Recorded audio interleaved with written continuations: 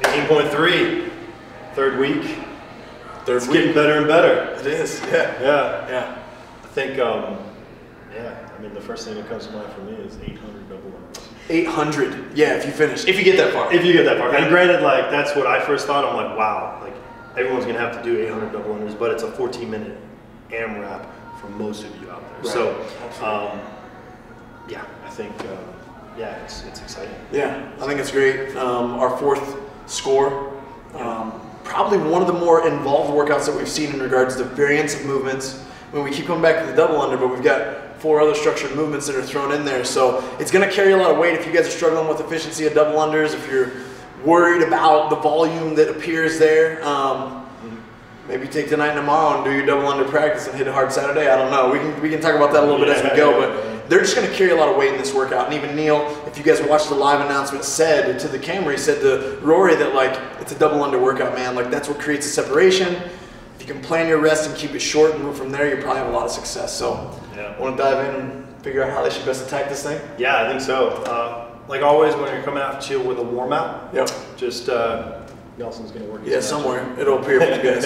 And so this one's going to be pretty straightforward. Essentially, just really breathing, double under, and then just get into the routine of just like ring work, bar work, and things like that. It'll make sense for sure. But basically from there, obviously, like setup. We're coming back to this idea of like quick transition. Absolutely.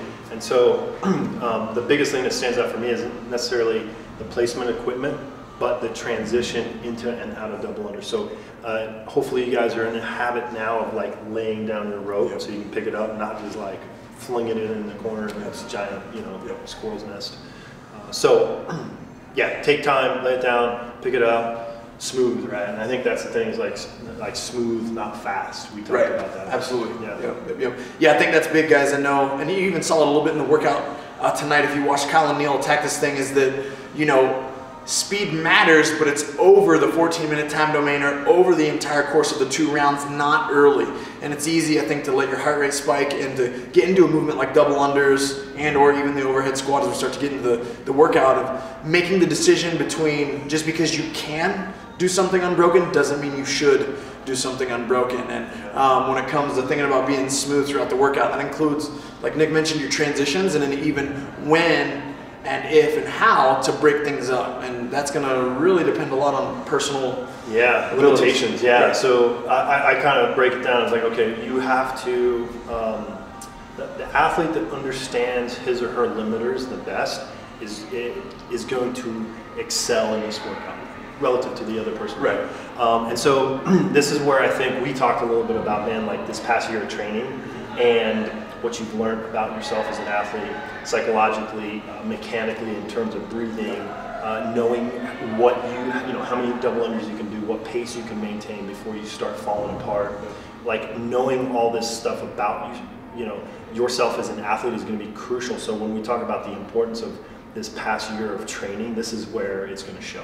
Absolutely. Not only like in terms of fitter, faster, and stronger, but in an execution in a workout, right? So hopefully you guys understand how many double unders you can kind of get under your belt before things start to fatigue, where you fatigue, and it's going to be different for different people, right? Some will fatigue in their grip forearms, some will be in their shoulders, other people it's going to be breathing. There's not a lot in the way of lower body impact other than just trying to get a bunch of double unders in. So I think that, like, for me, that's what kind of comes to mind. If you're a regional athlete and you're buying for one of those top 20 spots, focus on smooth double unders, right? Like the person that can hold on and not trip up is going to come out on top. That doesn't mean that you should go unbroken. It means you need to be intelligent. And if it means going 30-30, 40-30-30 or something like that, just so you can keep that rhythm, you're going to come out on top versus like tripping up. And then obviously we talked earlier, and I think that for most of you, pacing the first half, right? Or not pacing it, but breaking it up so you can get an attack into the second round. Muscle ups specifically. I mean, you saw these guys first round unbroken. Second round, Neil broke it up multiple times. Oh yeah. And obviously these are very, very, fit athletes. Right. So kind of put yourself into that category, right? If you're an athlete with a breathing limiter, I would really think about figuring out how you can breathe through this, right? So being conscious and thinking about your breathing and making sure that your breathing is under control, right? And so basically establishing your pace off of your breathing. Overhead squats, great place to kind of catch your breath, right? Fluid, it doesn't need to be fast. It doesn't need to be fast. None of this stuff needs to be fast. It just needs to be executed flawlessly. If you're in the category of, maybe you're trying to get your first muscle up, or that muscle ups are going to be a limiter where, there's a lot of you out there that can get one, look at the rings for 20, 30 seconds, get geared up, do another. Double under tie breaks are going to be huge for you, right? Important for everyone. Yeah. So just understand your limiter, and kind of that's where I anchor your strategy and your pacing off of what's going to give you the biggest problem. Right. Yeah. I love it. Personally, what really pops into my head when I look at this workout, and as we've talked about it, Nick and I throughout the evening, there's a couple traps here, and the traps are one. Dave is a smart individual, and he's been around these athletes for a long time. He proposes often rep schemes that he knows are going to draw you into trouble, right? So there's a lot of you guys with high capacity, potentially looking at regionals, potentially hoping for the CrossFit Games, that see 12 ring muscle-ups and you're like, cool, I can do that unbroken. You see 12 bar muscle-ups and you're like, cool, I can do that unbroken. But that doesn't mean you should, right? And I know I hit on that a little bit earlier, but make sure that you're just being honest with yourself on, is it right? Right? Make sure that it's the right decision and the right time for you to make those kind of all-out efforts or taking those risks, because a lot of times it's going to set you back. And as we make that roundabout to start round 2, and you get out of that first movement, which is overhead squats, and you're back into your double unders, you're going to be blown up in a different way than someone that casually went 6 and 6, or maybe went 8 and 4, or maybe went 4, 4, 4, right, with a shorter rest, because that time under tension really adds up. A simple drop, shake it out, right back to work, can allot you a lot more energy down the road, thinking big picture. Because think about the total volume, what that we're going to amass. 20 overhead squats, no big deal, but 40 is a different ballgame. 12 ring muscle ups, no big deal, but 24 total with 24 bar muscle ups can present a different challenge. Yeah. And the other thing with that is even double unders. Going all the way back to 2014, when we see an event like triple threes happen, where double unders are, 300 double unders happen at once. There were a couple guys that went unbroken on those. And honestly, it usually blew them up or set them back better than the athletes that strategically planned 50 double under sets, and they broke on purpose with reason for a short amount of time and got back to work. So think about this, guys, is that when you see 100 at a time, just because you can doesn't mean you have to or need to. But the biggest temptation is going to be for you to go until you mess up. The downside to this is when you mess up, if you've been going constantly, you're going to be kind of almost lulled and tempted to hang out a little too long, right? Because you mess up, it's not a choice of your own, and you start to feel it. When you stand still, you guys know this, that's when the pain usually settles in. So it's like, okay, you're going to put your hands on your knees, you're going to stand there, take a few breaths.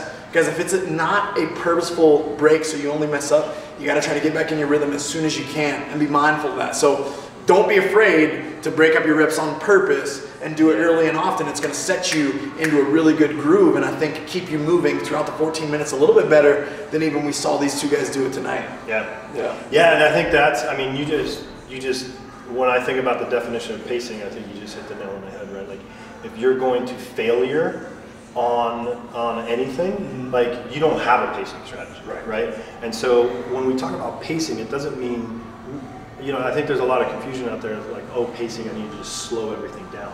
That's not the case, right?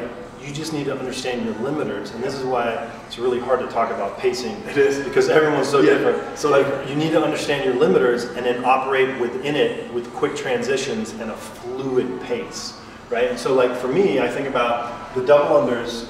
The goal in the first double unders is you should be able to get out of those double unders and into those 20 overhead squats without much hesitation, right? If you have your hands on your knees, if you're like, oh my God, 20 overhead squats, this was not paced absolutely correctly, right? So I think just an overall idea to present with you guys is that if you need a pacing strategy, or I would recommend a pacing strategy that allows you to move into these 20s and 12s fluidly, right? and without a lot of fatigue. And so if it means breaking these up a little bit, then that might be the best way to go about it. If you start tripping up here, these are easy numbers, these are tie breaks, they represent, you know, kind of a lot of movement. On the Absolutely. Yeah. Yeah. And then, go ahead. So when we're talking about movement on the leaderboard, I think this is one that you're going to see a ton of people repeating, and you're going to see huge changes from a Friday to a Monday. Good, bad, and different. It's the open, and there's opportunities to kind of like dial that in. Right. Yeah, it's very true.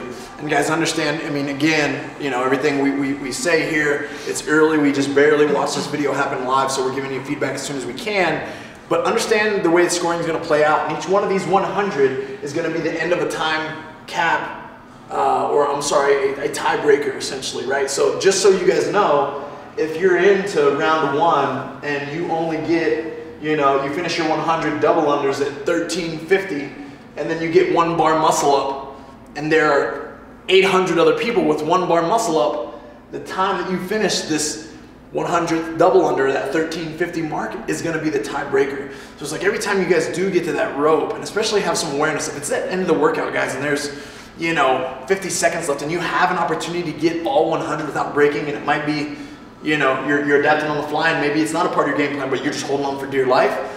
Get to that 100 as quickly as you can at that point, because it's going to be a significant tiebreaker. As we start to see, at least now, we see that no one's finished a workout. We'll see how that continues to play out through the weekend. I'm sure we're going to get a few athletes that have the capacity to do so, but these double unders, each 100, are significantly important as we go. Yeah, for sure. I think, and then with double unders, we were talking about this idea of bouncing and not jumping. Yeah. Right? They kind of mentioned it, you know, during the workout. Yeah. Chase brought it up. Yeah, and so I think that's fantastic, right? So this idea of bouncing, effortless, efficient, breathing, you know, that's where technique really is going to kind of shine through, right? No question. 800 repetitions versus if you're jumping and you're using a lot of energy. Now, that being said, there's not a lot you can do now, you know, except in your warm-up, just be very mindful about being efficient, right? Yeah, I mean, I think it's a great workout. Make sure you guys dive into the rules a little bit. I know that you know, the dumbbell snatch, just, you know, you're going to have to switch below eye level, and so just make sure you guys go in and read all that stuff, and really, I would spend some time and really think about, you know, how you operate your engine within these double unders, and let that help you understand kind of the rate at which you should be moving through this, right? Yep. But in general, I feel like the successful, you know, if we talk about just one and done, it's going to be the athletes that successfully start out at a quick pace, but are able to actually increase it a little bit in terms of movement, right? Like you can think about that flywheel where it just kind of speeds up, right? If you can finish this workout strong, whether it's double snatchers, double unders, or maybe the whole thing, you know, for you top level guys, like that's going to be the strategy that really works well. I think the other side of the coin is that for those of you who are looking at these muscle ups and are like, oh my God, that's the sticking point. Your goal is to get through here as quick as you can, right? You can then rest 30 seconds and get your muscle up attempt, right? So a couple different strategies for, you know, different goals, different people out there. Yeah. Body language matters in this one, guys. Go back and watch Neil and Kyle do it again, and you'll get to see Neil's a little bit more relaxed off the gate, right? It just looks a little more effortless in his double unders, and I think that caught up with Kyle over time. There's a little more tension in his jumping. He's jumping a little higher. So again, the bounce not jump theory is probably going to be a good way to at least mentally cue yourself, like, okay, am I bouncing or am I jumping? And then also, you know, there's going to be a lot of people out there that are struggling with muscle ups. They're probably hating on this workout right now. You got an opportunity between now and Monday to get your first ring muscle up. So good luck to all those people out there. I'm sure there's going to be a lot of videos, and make sure someone gets it and posts it. And, you know, there's a big celebration that should be involved there. So yeah, I love it. Yeah, it's you know, week 3. It's fantastic. I love it. Yep. Go get it. Yeah.